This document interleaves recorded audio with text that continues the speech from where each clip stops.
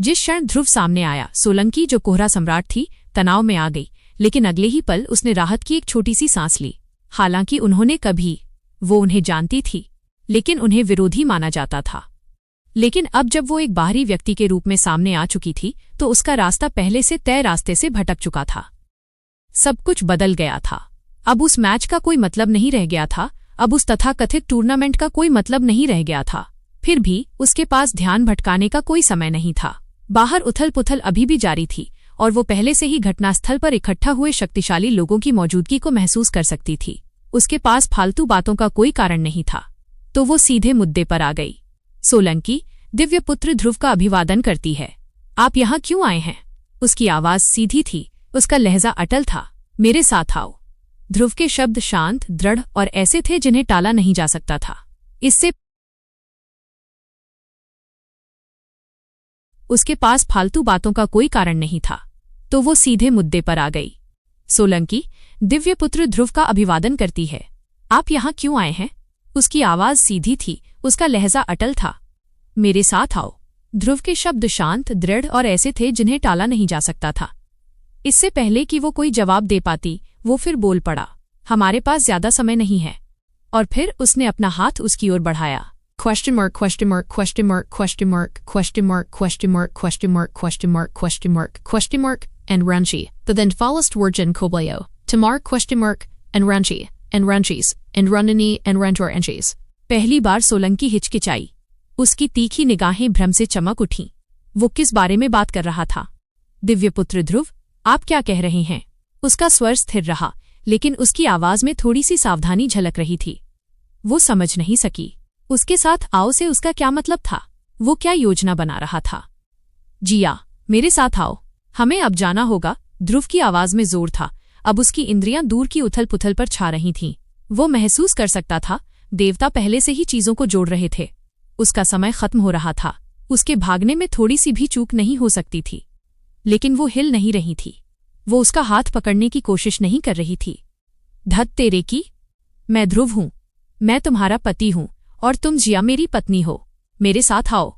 जैसे ही उसका पूरा नाम बोला गया, उसका शरीर कांप उठा। जिया! उसकी आत्मा कांप उठी। उसने सम्राट आत्मा की खोज में जिया नाम सुना था, इसीलिए सम्राट आत्मा की खोज के दौरान उसका नाम पहचान पाया था। लेकिन ये पहली बार था जब उसने अपना पूरा नाम सुना था। जिया! जैसे ही ये शब्द उसके कानों में पड़े, उसके अंदर कुछ बदल गया। उसकी आत्मा में गहरे दबी धुंधली छवियां माइनस अतीत की वे टूटी फूटी यादें जिन तक वह कभी नहीं पहुंच सकती थी माइनस जोर से हिलने लगीं। कुछ जागने की कोशिश कर रहा था, कुछ ऐसा जो वो समझ नहीं सकी। चलो भी! उसकी चुप्पी देखकर ध्रुव को पता था कि वो इंतजार नहीं कर सकता। बिना किसी हिचकिचाहट के उसने उसका हाथ पकड़ लिया। उसी समय उसकी अदृश्य शक्ति का विस्तार हुआ जो पल भर में उन दोनों पर फैल गई। और तब स्वर्ग शिल्पी शैतान सम्राट से तोहफे में मिला पत्थर धीरे से चमक रहा था। उनके शरीर धुंधले पड़ने लगे। कुछ ही पलों में वे अनंत रात्रि के निवास से गायब हो गए। ड्रीम वीवर का निवास।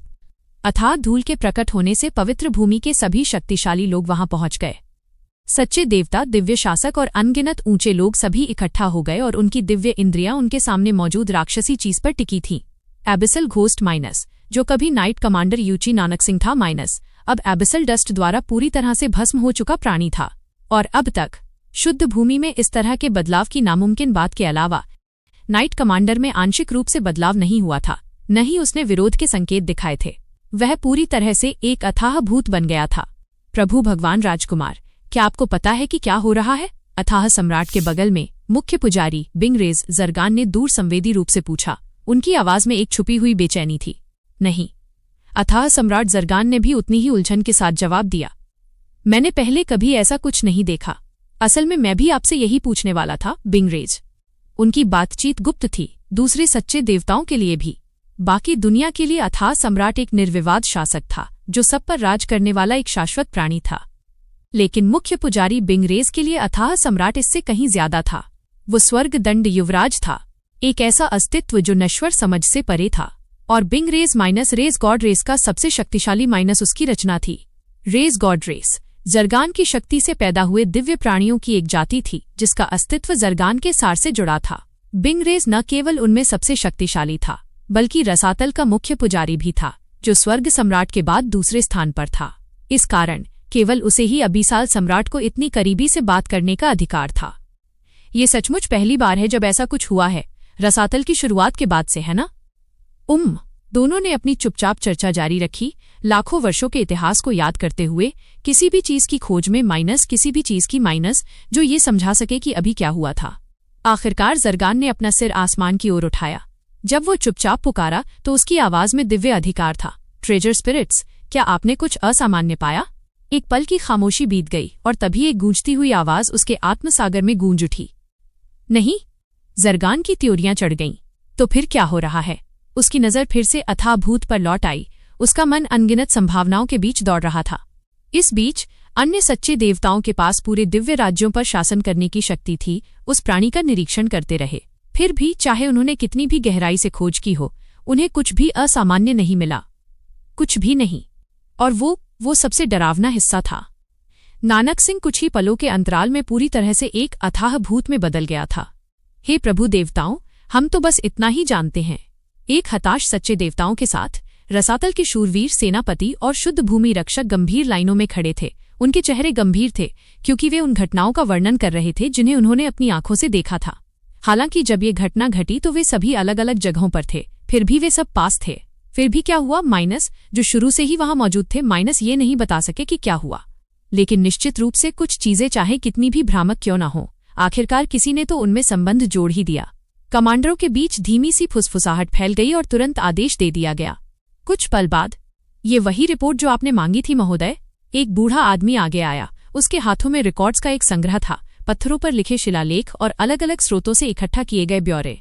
उसने झटपट सब कुछ देवताओं को सौंप दिया। एक ही नज़र में सच्चे देवताओं ने जानकारी को स्कैन किया और हर ब्यौरे को एक पल में समझ लिया। और तब उनकी आंखें अंधेरी हो गईं। नानक सिंह और एबिसल नाइट्स के एक समूह को हाल ही में फंगमोंग के दौरान नाइट कमांडर और उसके लोग बच गए। ऐसा लगता है ये पूरी सच्चाई नहीं थी। तब देवता तुरंत संबंध बनाने में कामयाब रहे। यूची नानक सिंह का बदलना निश्चित रूप से सोलंकी के साथ जुड़ रहा है।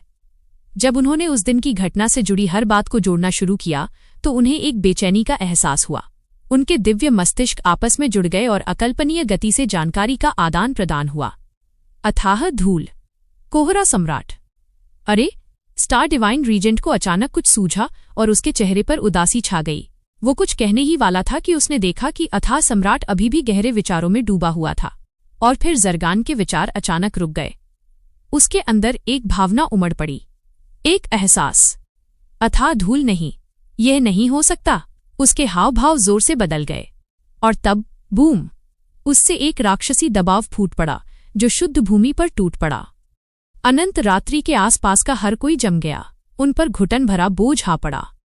एक सर्वव्यापी दिव्य भावना, माइनस सम्राट की दिव्य भावना। इसके नीचे पूरी दुनिया कांप उठी और फिर उसकी आवाज बिजली की तरह गरजी। जिया, वो गायब हो गई है। इकट्ठा हुए देवताओं ने तुरंत प्रतिक्रिया दी। सदमा, भ्रम, अहसास, माइनस सब कुछ एक साथ टकराया। उसे ढूंढो। इस आदेश से स्वर्ग हिल गया और देवता आगे बढ़ने के लिए तैयार हो गए।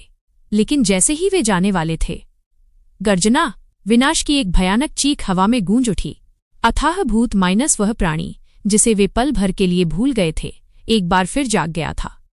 गर्जना, अथाह भूत एकाएक बहरा कर देने वाली भयानक गर्जना फूट पड़ी। उसकी उपस्थिति से ही उस क्षेत्र में खड़े लोगों में भय की लहर दौड़ गई। उसके शरीर से निकलने वाली प्रचंड विनाशकारी शक्ति ने सबसे कठोर लोगों को भी उसकी शक्ति का भार महसूस करा दिया। और तब बू ऊ ऊ मम मम, अथाह भूत फट गया। भूरे पीले रंग की विशाल धूल का तूफान बाहर की ओर फूटा जिसने पूरे क्षेत्र को विनाशकारी लहरों में निगल लिया। टक्कर से कमजोर लोग उड़ गए और उनके शरीर आसपास की दीवारों से टकरा गए। हालांकि उनकी ऊंची साधना ने उन्हें गंभीर चोटों से बचाया, लेकिन अचानक आई ताकत इतनी ज्यादा थी कि उनमें से सबसे ताकतवर भी लड़खड़ा गया। यहां तक कि देवताओं की गति भी माइनस, हालांकि उन्हें कोई नुकसान नहीं पहुंचा, माइनस काफी धीमी हो गई। ये बस इतना था कि अदृश्यता के आवरण में छिपी दो आकृतियां अपने लक्ष्य तक पहुंच सकें। समय आने पर मैं तुम्हें सब कुछ समझा दूंगा, कृपया मुझ पर विश्वास करो। ध्रुव की आवाज धीमी मगर दृढ़ थी जब उसने सामने खड़ी महिला को देखा। उसे पता था कि उसे अभी तक अपनी याददाश्त वापस नहीं मिली है। वो जानता था कि वो अभी भी हैरान, भ्रमित और अपनी पहचान को लेकर पक्की नहीं है, लेकिन वो ये भी जानता था कि वो कौन थी। वो हमेशा से जानता था। और उसे भरोसा था कि चकमकदार दिल वाले व्यक्ति के रूप में वो उसकी सच्चाई को देखेगी कि वो सचमुच उसकी परवाह करता है। जिया ने अपने सामने खड़े आदमी को देखा। उसके मन में अनगिनत सवाल, शंकाएं और अनिश्चितताएं उमड़ रही थीं। लेकिन उसका दिल, उसकी आत्मा की गहराई में जहां उसका भूला हुआ अतीत दफन था, एक सनसनी जाग उठी, एक एहसास जिसने उसे बताया कि वह इस आदमी पर भरोसा कर सकती है, कि उसने हमेशा उस पर भरोसा किया है। अब क्या? उसने आखिरकार पूछा। ध्रुव के होंठ एक छोटी, लगभग न दिखने वाली मुस्कुराहट में बदल गए। अब शो का समय है। बिना किसी हिचकिचाहट के उसने अचानक खुद को घायल कर लिया। खून हवा में फैल गया और उसके सफेद कपड़ों पर दाग लग गया। और ठीक उसी पल मौन लाल चमक फ्लैश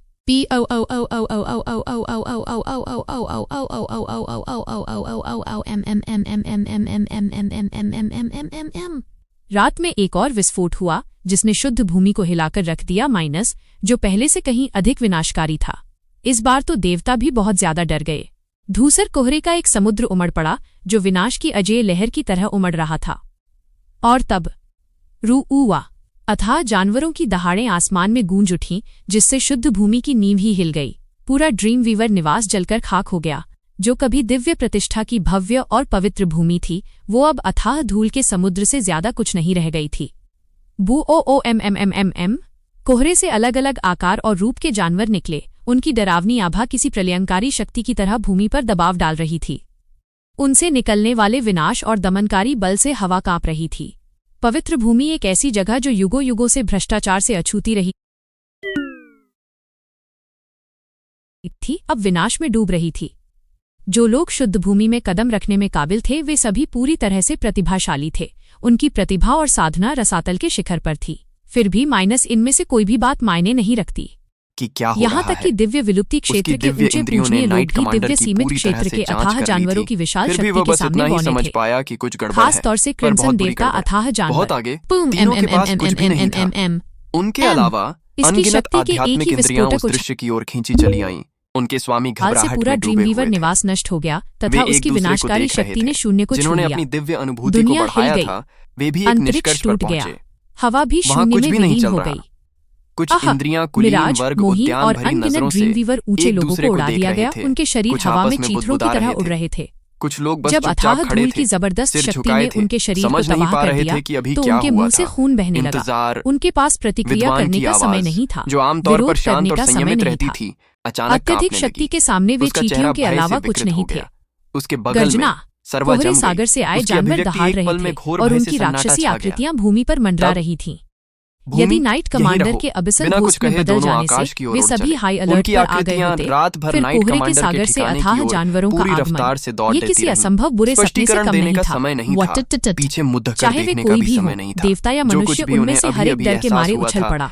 वह इतना भयानक असंभव था कि घटित हो सच्चे गया देवता था। भी हिल जाते। शुद्ध भूमि पर जैसे ही वे आक्रमण किया आकाश गया में था। तेजी से आगे बढ़े, मैं उन्हें ले विद्वान जाऊंगा। की आवाज गूंज उठी। हा हा हा। भाई एक स्वप्न डरावनी देवता, मजाक क्या आप उड़ाती वही आवाज देख शुद्ध रहे हैं भूमि जो में मैं गूंज देख रहा उठी, हूँ? जो जीत उनकी की एक आवाज बिगड़ी में हुई एक घोषणा तीव्र की तरह तात्कालिकता आसमान में थी, गूंज उठी। जिसने उनके पीछे बैठे विशाल और लोगों में अथाह ग्रे महसूस कर आंखों का सकते थे। आसमान से ऊपर दिखाई दिया, स्वप्न जो एक देवता, भयानक जो अज्ञात घुमाव से उपस्थिति ही के उड़ान साथ भरने भूमि में को था, देख रहा ने था। अपना सिर थोड़ा अथाह सा धूल का घुमाया, समुद्र उसका जोरों से चेहरा हिल भ्रम रहा में था, मुड़ गया। उथल पुथल वाली कैसे? लहरों में ये- घूम रहा था और जैसे ही उसकी उसने गहराई आगे से एक देखा, विशाल उसके आकृति शब्द उभर रुक रही गए। थी।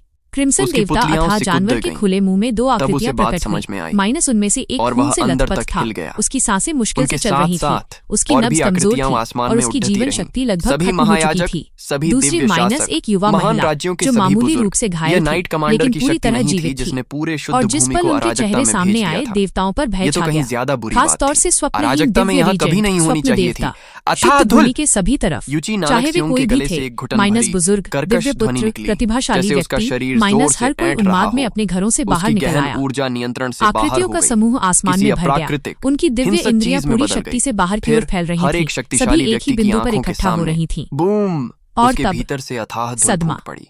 एक चरम धूसर पीला पूर्ण धुआं सदमा, उसकी आत्मा की जिस पल गहराइयों उनकी से फूट इंद्रियों ने पड़ा। अथाह ये सिर्फ धूल उसके और बाहर अथाह फटने से जानवरों को रिश्ता छुआ, नहीं था। उनके दिल जम गए। यह एक प्रचंड अकल्पनीय तूफान घटना घटित की हुई तरह थी। उसके छिद्रों और लेकिन भूमि से यहाँ ज्यादा वहाँ में कोई उसके भी पूरे परेशान शरीर नहीं हुआ। में फैल गया। उसकी सांसें थम आंखें, गईं, जो कभी उसकी बुद्धि और छाती इच्छा अकड़ गई, शक्ति से भरी थीं, उसका दिमाग धुंधली खाली हो पड़ी गया। डिडीएच गईं। क्रिम्सन देवता विनाश ने अथाह जीवन जानवर, शक्ति हो गई। वो राक्षस उसकी एक ने जोर प्राणी पकड़ा जिसने लिया। एक बार उसे लगभग गर्जना मार डाला था, जो तब से उसकी यादों में घूम रहा था, यहाँ था। हवा में और गूंज उसके उठी, खुले जबड़ों के जिसने भीतर सबके अधिक वो युद्ध व्यक्ति प्रशिक्षित था जिसे वो अभिजात सबसे वर्ग में अधिक भी प्यार करती थी। भय की लहरें दौड़ भाई आती। ध्रुव,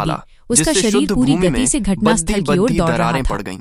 लेकिन वो ऊपर बहुत का धीमी आकाश थी। टेढ़ा दिव्य मेढ़ा और विलुप्ति स्तर खंडित हो एक गया, गहन और अभ्यासी के रूप अंतरिक्ष भी में भंगुर उसकी कांच गति की की तरह तुलना बिखर पहले गया। से मौजूद भयानक अंतहीन अस्तित्वों विनाश से की नहीं की गर्जना जा ने सकती आकाश थी। को हिला और दिया, जब तक वो पहुंची, और फिर सब कुछ अगले पहले ही ही पल बहुत देर हो चुकी दुनिया थी। शांत हो गई। उसका कोमल शरीर कांप उठा, विनाश का विस्फोट उसकी रुक चौड़ी गया। आंसुओं से भरी अथाह आंखें युद्ध भूत के मैदान को अपने हताश उत्पात होकर के देख बीच में रही ही जम थी, गया, लेकिन वहां कुछ अपनी भी नहीं इच्छा था। से नहीं, कोई भी इसे आकृति दबाया जा सफेद रहा रंग था। में नहीं है, कोई गर्जना! परिचित गर्मजोशी उसके नहीं, निराकार गले उसकी से एक आत्मा का कर्कश, कोई निशान क्रोधित नहीं बचा। चीख निकली, ध्रुव पर वह चला कुछ गया, नहीं कर सका। उनकी उपस्थिति का एक भी एकत्रित निशान नहीं देवताओं ने बचा, कार्रवाई मानो शुरू कर वो दी वहां थी। कभी था ही नहीं उनकी था। दिव्य उसके आत्माएं शरीर उतरीं, की सारी और शक्ति उन्होंने खत्म हो अथाह गई। भूत को एक अटूट धमाका, कारागार की तरह वो जमीन जकड़ी पर दग गिर लिया। पड़ी, उसके पैर उसे सच्चे सहारा देवताओं देने की में इच्छा, असमर्थ थे। प्राचीन और असहनीय पीड़ा निरपेक्ष के शून्य ने प्राणी उसे पर पूरी भारी तरह पड़ से गई, निगल लिया। जिससे वह जरूर पूरी तरह यहाँ से कहानी है। शक्तिहीन हो गया। जल्द ही एक धरती इसने एक हिला उंगली देने भी वाली नहीं खबर उठाई सामने थी, आई, और जो एक फिर भी दैवीय यह आदेश की पहले तरह ही हार रसातल में चुका था। फैल गई।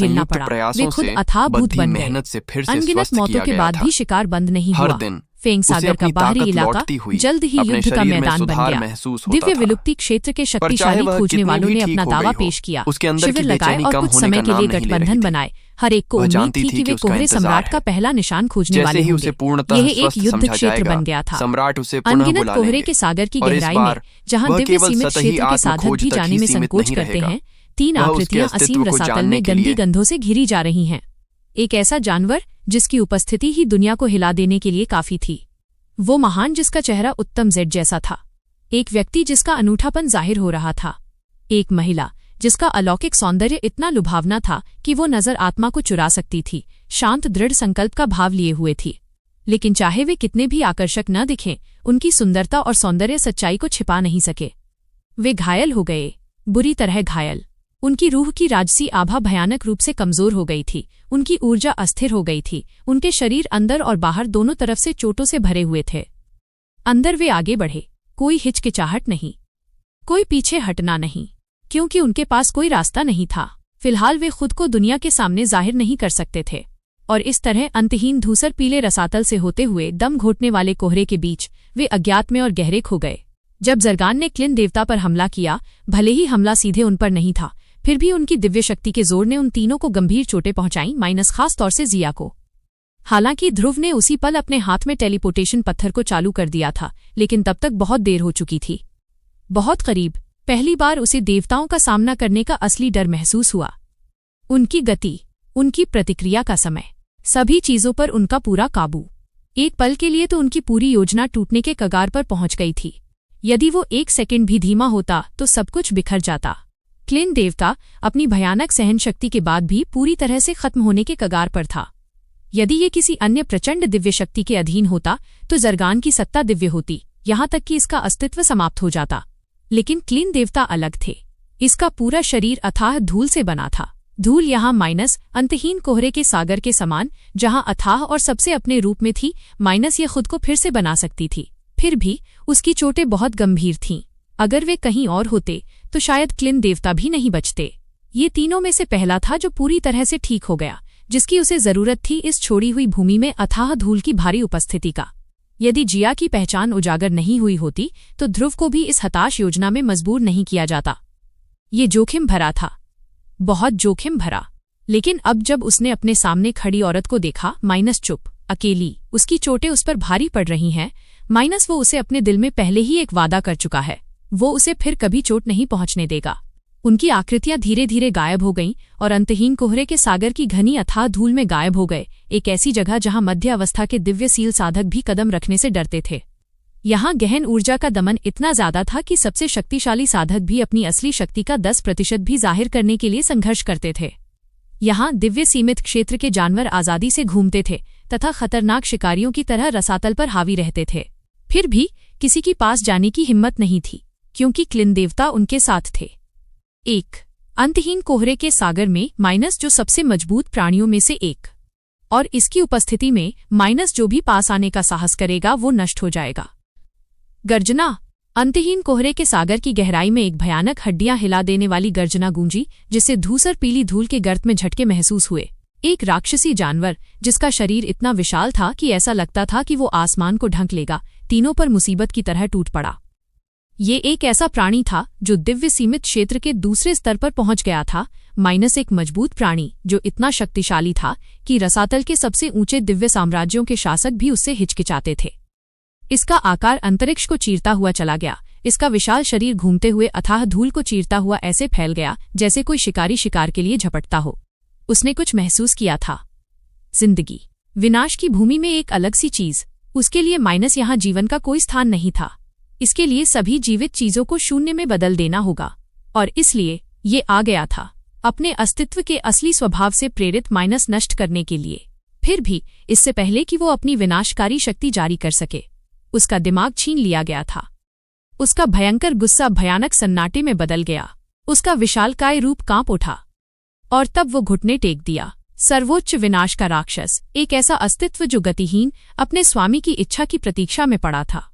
यह पहले भी हुआ था कई बार, बार बार भयानक शक्ति वाले अथाह जानवर उन्हें निगलने के लिए आते थे माइनस, लेकिन उनके आगे बढ़ने से पहले ही उनकी इच्छा शक्ति चकनाचूर हो जाती थी, क्योंकि अब ध्रुव अलग था। कोहरे सागर में कदम रखने के बाद से उसकी साधना अजीब दर से बढ़ गई थी। अब वो दिव्य गुरु स्तर 7 के शिखर पर पहुंच गया था।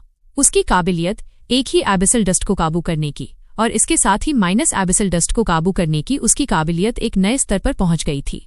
अब वो दिव्य सीमित क्षेत्र के शुरुआती चरणों तक अथाह जानवरों के दिमाग पर हावी हो सकता था, और जो लोग उसके काबू से बाहर चले गए वे कभी भी नहीं आए।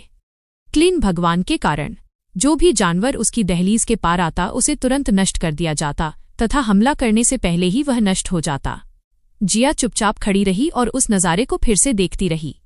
चाहे उसने इसे कितनी ही बार देखा हो, चाहे वो पहले से कितनी ही उम्मीद रखती हो, यह बात उसे अब भी हिलाकर रख देती है। दिव्य धूल को काबू करने की आपकी काबिलियत सचमुच अथाह है। उसकी आवाज फुसफुसाहट से थोड़ी ही ऊपर थी, लेकिन उसमें कुछ ऐसा वजन था जिसे बताया नहीं जा सकता। इसमें कोई घमंड नहीं था, कोई शक नहीं था, कोई गर्व नहीं था, केवल हैरानी।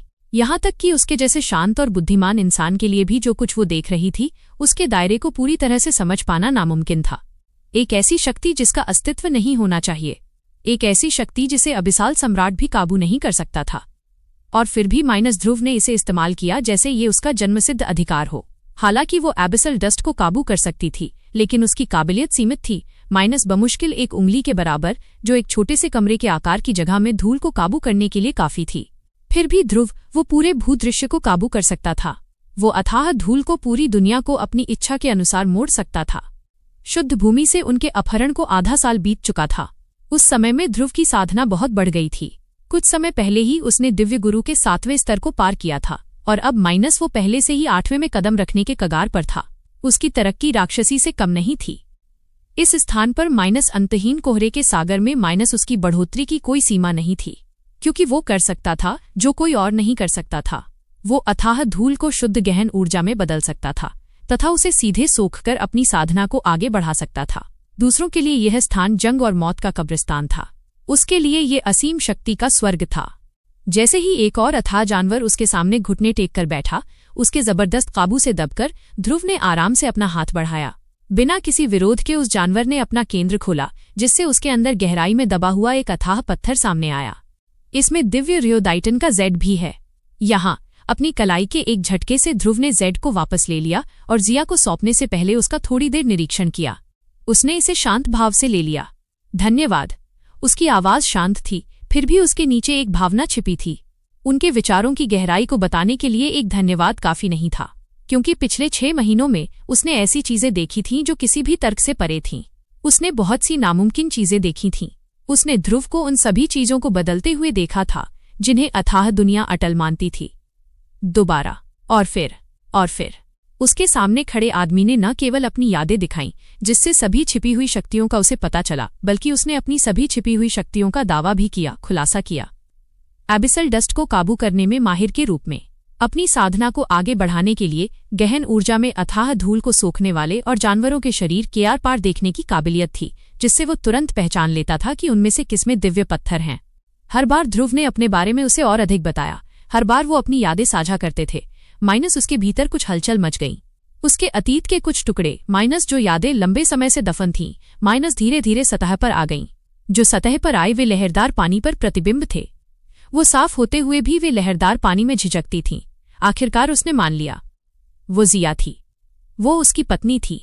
फिर भी जबकि यादें लौट आईं, कुछ अन्य धुंध में लिपटी रहीं, जो अभी भी इतनी धुंधली थीं कि उन्हें समझना मुश्किल था, और कहीं गहरे अंदर वो इसे महसूस कर सकती थी। ध्रुव कुछ छिपा रहा था। उसने केवल खुशी के पल दिखाए थे, माइनस वे पल जब उन्होंने गर्मजोशी, प्यार और कोमलता साझा की थी। लेकिन बाकी लोगों का क्या? दर्द के बारे में क्या? दुख के बारे में क्या? उस सच्चाई के बारे में क्या जिसे उसने दिखाने से इनकार कर दिया? फिर भी चमकदार शीशे के दिल के साथ वो उसे ऐसे तरीके से देख सकती थी जैसा कोई और नहीं देख सकता था, और उसने उस पर भरोसा किया। चाहे वो कुछ भी छिपा रहा हो, चाहे कुछ भी न बताने का फैसला लिया हो, माइनस वो उस पर भरोसा करती थी। पति और पत्नी के बीच धन्यवाद कैसा लगता है? ध्रुव ने बड़बड़ाया। उसका स्वर कर्कश और परेशान था, लेकिन उसकी आवाज में गर्मजोशी ने उसकी सच्ची भावनाओं को उजागर कर दिया। मैं पहरा दूंगा। तुम इन पत्थरों का इस्तेमाल करके अंदर घुस सकते हो। मानो उसे रहस्योद्घाटन का एक दिव्य जेड सौंपना पहले से ही काफी नहीं था। ध्रुव ने अचानक और भी अधिक पत्थर निकाले। उनमें से हर एक अलग अलग रंगों में चमक रहा था, फिर भी उनमें से हर एक में अलौकिक अद्भुत जेड से कम शक्ति नहीं थी। जिया की निगाहें कीमती पत्थरों को देखते ही चमक उठीं। इससे पहले कि वो समझ पाती कि वो क्या पेशकश कर रहा है, उसने अपना सिर हिलाया। इसे अपने पास रखो, तुम्हें इसकी जरूरत पड़ेगी। उसकी आवाज शांत थी, एक शांत इनकार जिसमें बहस के लिए कोई जगह नहीं थी। बहुत पहले ही अपनी स्थिति समझ आ गई थी। यहाँ रसातल में वे बाहरी लोग थे, चाहे वे कितने भी छिपे रहें, चाहे वे कोहरे के सागर में कितने भी गहरे चले जाएं। जिस पल उन्हें खोजा गया, जिस पल ध्रुव की असली पहचान उजागर हुई, माइनस वे पूरे रसातल के दुश्मन होंगे। और ध्रुव, उसके पति, वह व्यक्ति जो शाश्वत शुद्ध भूमि का सम्राट होने का दावा करता था, माइनस जिसे वह अपना ईश्वरीय क्षेत्र कहता था, उसके जैसे इंसान के लिए जिसने अपने कंधों पर पूरी दुनिया का भार उठाया था, उसे इन चीजों की उससे कहीं ज्यादा जरूरत थी। वो कोई चीज नहीं थी जो उसके जीवित रहने के लिए एक जरूरी हो सकती थी। अपनी अस्वीकृति को देखकर ध्रुव कुछ पल के लिए रुक गया। फिर बिना एक शब्द कहे उसने चुपचाप उन्हें दूर रख दिया। उसके हाव भाव नहीं बदले, लेकिन उसकी आंखों की गहराई में समझ की झलक थी, और शायद थोड़ी सी लाचारी भी। विशुद्धि कैसी है? जिया की आवाज ने सन्नाटे को चीरते हुए ध्रुव का ध्यान खींचा। ये एक आसान सवाल था, फिर भी इसमें गहरे मतलब छिपे थे। विशुद्धि को जागे हुए 3 महीने बीत चुके थे। शुद्ध भूमि से भागने के बाद ध्रुव ने उसे बताया था कि उसने अपने अपहरण का नाटक करते समय उसकी बेटी को भी ले लिया था। लेकिन तब से पिता और बेटी के बीच कुछ दूरी बनी हुई थी। विशुद्धि दुश्मन नहीं थी माइनस, बल्कि एक न बुझने वाली अस्वीकृति थी, और उनके बीच की दूरी बढ़ती ही गई। ये जानने के बाद कि ध्रुव के पास एक ऐसा खजाना है जो एक आज़ाद दुनिया को बसाने में काबिल है, विशुद्धि ने वहां रहने से अलग रहने का फैसला किया, जहां जितना मुमकिन हो सके खुद को उससे अलग कर लिया। यहां तक कि जब ध्रुव ने उस स्थान में प्रवेश किया तब भी उसके साथ उसकी बातचीत ठंडी और दूरी वाली ही रही। शीयर अपनी सभी चोटों से उबर चुकी है। उसके शब्द शांत थे, लेकिन उनमें वजन था। आगे बोलने से पहले वो कुछ पल हिचकिचाया, लेकिन उसका बहुत खून बह गया है, इसलिए उसकी साधना की गति बहुत प्रभावित होगी। बोलते समय उसका दिल भारी हो गया। वो उससे नाराज थी माइनस, वो अभी भी उसका पिता था। भले ही वो उससे कोई संबंध नहीं रखना चाहती थी माइनस, फिर भी वो उसका पिता बनना चाहता था। लेकिन वो क्या कर सकता था जब उसने उसे पहचानने से इनकार कर दिया। जिया ने चुपचाप देखा। वो उसकी हल्की सी बदली हुई भाव भंगिमा देख सकती थी, जिस तरह से उसके हाव भाव थोड़े से धुंधले हो गए थे, जिस तरह से उसकी निगाहों में लाचारी का एक अनजाना सा निशान था। उसने ध्रुव को पहले कभी इस तरह नहीं देखा था। उसकी आवाज नरम और कोमल थी, उसमें एक गर्मजोशी थी जिसने वो नहीं समझ पाई। शायद ये उन यादों के कारण था जो ध्रुव ने उसे दिखाई थीं। शायद ये कुछ गहरा था माइनस पति पत्नी संबंध के कारण था, या शायद ये कुछ ऐसा था जिसे वो अभी तक समझ नहीं पाई थी। पिछले 6 महीनों में जिया बदल गई थी। वो ध्रुव के प्रति ज्यादा नरम हो गई थी। उसका दिल उससे जुड़ गया था, उसके शब्द ज्यादा स्वाभाविक रूप से बहने लगे। और फिर भी माइनस उसके अंदर एक उलझन थी, क्योंकि जिसे वो शब्दों में बयां नहीं कर सकती थी। कुछ ऐसा जिसे न वो समझ सकती थी। कुछ उसे कह रहा था कि उसे होना चाहिए, उसे ठंडा होना चाहिए, उसे दूर रहना चाहिए। लेकिन क्यों? अगर उसका दिल कहता है कि वो उससे प्यार करता है, क्या उसे नरम नहीं होना चाहिए? क्या उसे खुला नहीं होना चाहिए? ऐसा क्यों महसूस हुआ कि कुछ छूट गया है, जैसे उसका एक हिस्सा उसकी यादों के धुंध में खो गया हो। गंदगी से अछूते एक विशाल संसार में जहां हरे भरे पेड़ हवा में झूम रहे थे और गहरे धुल से मुक्त आसमान के नीचे खिले हुए फूल खिल रहे थे, एक अकेली इंसान मंच के आगे बढ़ रही थी। ये स्थान माइनस एक गहरे संदूक के भीतर, एक दुनिया माइनस रसातल में किसी भी चीज से अलग थी। यहाँ आकाश साफ था, हवा शांत थी और धरती शांतिपूर्ण थी। कोई दम घोंटने वाली अथाह धूल नहीं, कोई अंतहीन सड़न नहीं, बाहरी दुनिया की कोई याद नहीं। पिछले 3 महीनों से वो यहाँ रह रही थी, इन सीमाओं से परे, हर चीज से अलग। ये शांति की दुनिया थी, बिल्कुल शुद्ध भूमि की तरह। फिर भी उसके लिए ये एक जेल से ज्यादा कुछ नहीं था। हवा में बदलाव। अचानक वो रुक गई। एक जानी पहचानी उपस्थिति।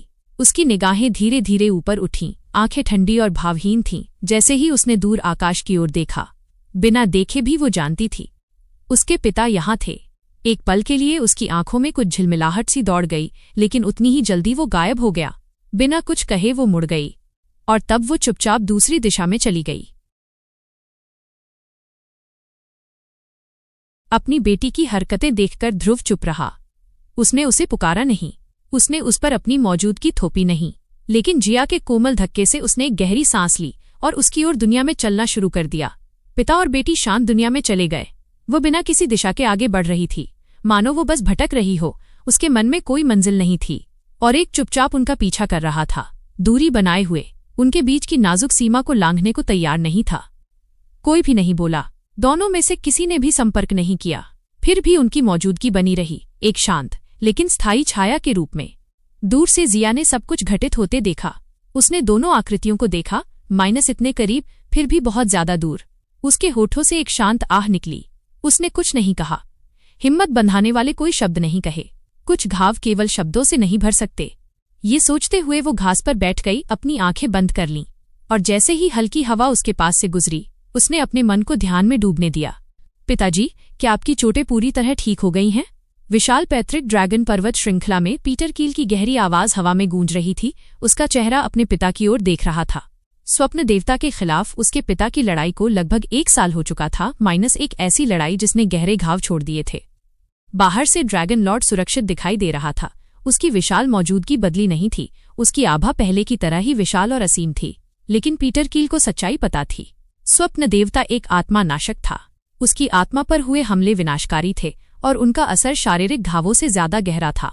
भले ही उसके पिता ड्रैगन लॉर्ड थे, दिव्य सीमित क्षेत्र के शिखर पर खड़े थे, उनके भीतर भौतिक शरीर बहुत पहले ही ठीक हो चुका था, माइनस उसकी आत्मा को गंभीर चोट पहुंची थी और लगभग 1 साल तक वो चुपचाप ठीक होते रहे।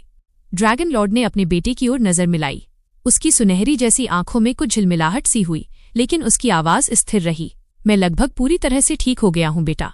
शिवा के अपहरण के बाद से पूरा रसातल बदल गया था। दिव्य साम्राज्य और पैतृक ड्रैगन कबीले सभी अपने अपने इलाकों में लौट आए थे। हर शक्ति ने फरमान जारी कर दिए थे। हर एक ने कोहरे सम्राट का शिकार करने के लिए सेनाएं भेज दी थीं। फिर भी यहाँ तक कि जब पूरा रसातल उसे खोज रहा था, तब भी कोहरा सम्राट कभी सामने नहीं आया, एक बार भी नहीं। क्या आपको सचमुच अंतहीन कोहरे वाले समुद्र में जाना है? पीटर कील की आवाज स्थिर थी, लेकिन उसकी आंखों में चिंता साफ थी। सभी जगहों में से माइनस वहां क्यों? ड्रैगन लॉर्ड ने एक शांत आह भरी। इस मामले में वो लाचार था। हाँ, उसकी आवाज में अटल इरादे का भार था। उसके पास कोई चारा नहीं था।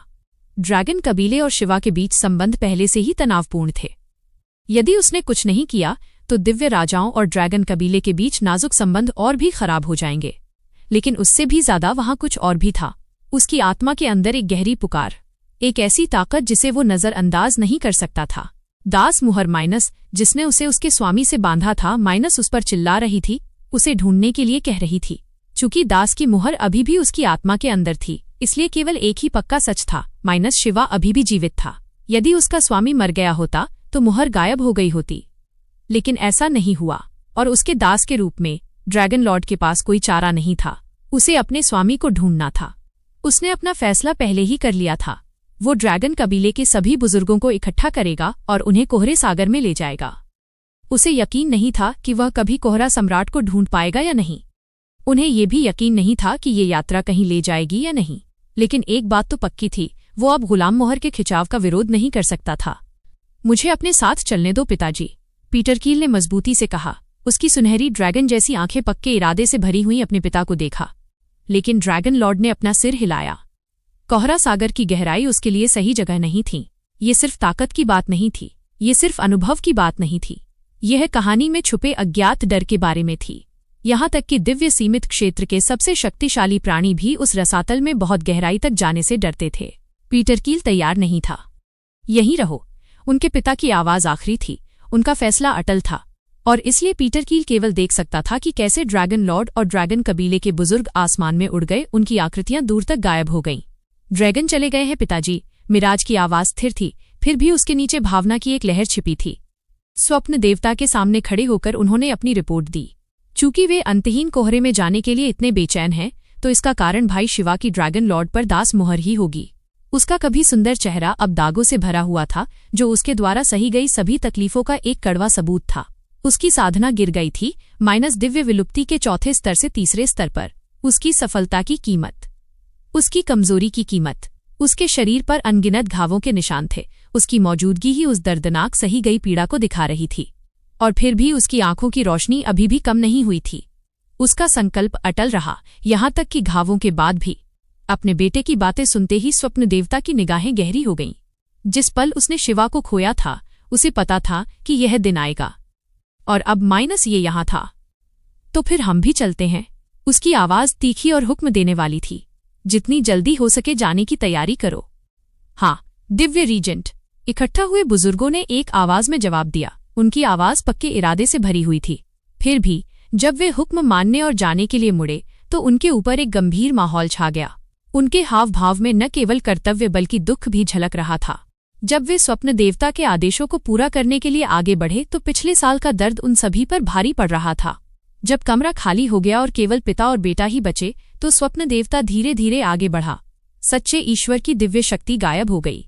जो बचा था वो केवल एक टूटा हुआ आदमी था। आज मोहीन का 1000वां जन्मदिन होना चाहिए था। उसकी आवाज दर्द और दुख से फट गई। जब उसने अपने बेसुध हुए बेटे को देखा, तो उसकी आंखों से एक चांदी जैसा आंसू गिर पड़ा। लेकिन इसके बजाय अथाह धूल, यह उसे ले गया। क्यों? स्वप्नहीन दिव्य साम्राज्य का दिव्य प्रतिनिधि, एक ऐसा प्राणी जो हजारों सालों से अनगिनत लोगों से ऊपर खड़ा था, अब खुलकर रो रहा था। उसका दुख इतना भारी था कि उसे रोका नहीं जा सका। पिता, मिराज की आवाज कांप उठी। उसकी अपनी आंखें न रुकने वाले आंसुओं से भर गईं। भाई मोहीन भले ही चले गए हों, लेकिन मैं अभी भी आपके पास हूं। और भाई शिवा अभी भी कहीं बाहर है, हमारे बचाव का इंतजार कर रहा है। कृपया इसे पहले से ज्यादा कठिन न बनाएं। हालांकि उसके शब्द बहुत मजबूत थे, फिर भी उनमें उसकी अपनी पीड़ा का भार छिपा हुआ था, एक ऐसा दर्द जिसे केवल वे ही समझ सकते थे। उस पल में वे दिव्य रीजेंट और पूर्व दिव्य पुत्र नहीं थे, वे बस एक पिता और बेटा थे, लाचार नुकसान के बावजूद एक दूसरे को एकजुट रखने की कोशिश कर रहे थे। उस दिन शक्ति और अथाह धूल के विस्फोट के कारण गंदगी ने मिराज और मोहीन दोनों के शरीर पर हमला कर दिया था। देवता शक्तिशाली थे लेकिन वे कोहरा सम्राट नहीं थे। वे अथाह धूल को काबू नहीं कर सके, वे इसके फैलाव को रोक नहीं सके। अंत में एक दर्दनाक फैसला लेने के बाद मिराज ने अपनी गहरी नसों के एक हिस्से को नष्ट कर दिया था, वो हिस्सा जो खराब हो गया था। उसने अपना भविष्य खुद ही खत्म कर लिया था, लेकिन कम से कम वो बच गया। लेकिन मोहीन, वो हमेशा से ही कमजोर रहा था। उसकी साधना कम थी, उसकी सुरक्षा कम थी, और इसलिए अंत में अथाह धूल ने उसकी जान ले ली। स्वप्न देवता ने अपने लंबे जीवन में कई लोगों से प्यार किया और कई लोगों से नफरत की। कुछ लोग ऐसे भी थे जिन्होंने उसके साथ धोखा किया था, कुछ लोग ऐसे थे जिन्हें वह नष्ट करना चाहता था। लेकिन भले ही उसने अपनी सारी नफरत को एक साथ मिला लिया हो, इसकी तुलना नहीं की जा सकती। अब उसके मन में कोहरे सम्राट के प्रति घृणा पैदा हो गई। बड़ी बहन, मैं हार मानती हूँ। प्रशिक्षण के मैदान में एक दर्द भरी, कांपती हुई आवाज उठी। युवती का शरीर खून से सना हुआ था, जख्मों से भरा हुआ था। हालांकि कोई भी जख्म जानलेवा नहीं था, लेकिन दर्द सहा नहीं जा रहा था। उसने अपनी सारी ताकत से लड़ाई लड़ी थी, और फिर भी वो हार गई थी। दिव्य विलुप्ति क्षेत्र के 5वें स्तर के रूप में वो 7000 साल तक साधना कर चुकी थी।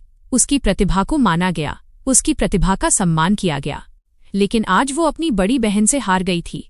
एक महिला जो सिर्फ 24 साल की थी, एक महिला जो दिव्य विलुप्ति क्षेत्र के केवल पहले स्तर तक ही पहुंची थी।